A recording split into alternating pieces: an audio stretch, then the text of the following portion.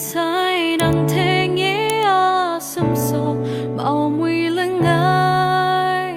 selalu mesti kam nangai to dana ten du sai mi ba ton tim selalu có na làm yong che ai mình đun chết ta này nắng thế tất không na mai ngài cái aslum thế miền chi mất sai marai cái aslum thế Singapore mất sai ran cao sai read pay pratum shai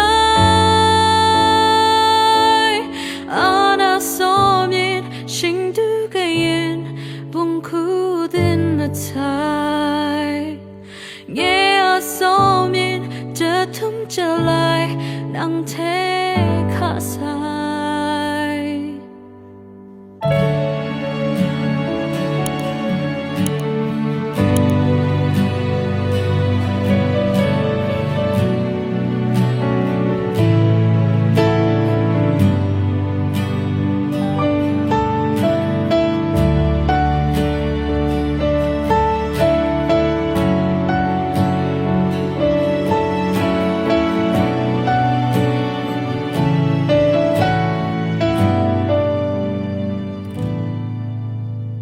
mai biến mặt sai nắng thế nghĩa sum so màu mùi lưng ai selalu mesti kam nangai to dana ten du sai mi ba ton tim selalu có na làm yong che ai mình nun chết ta này nắng thế tất không na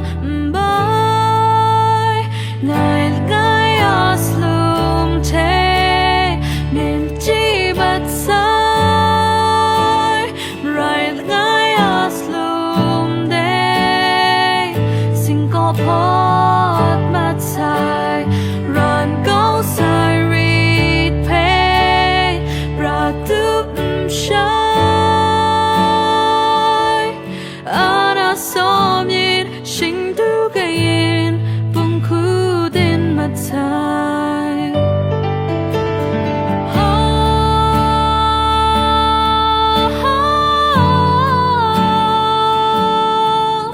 na na na na na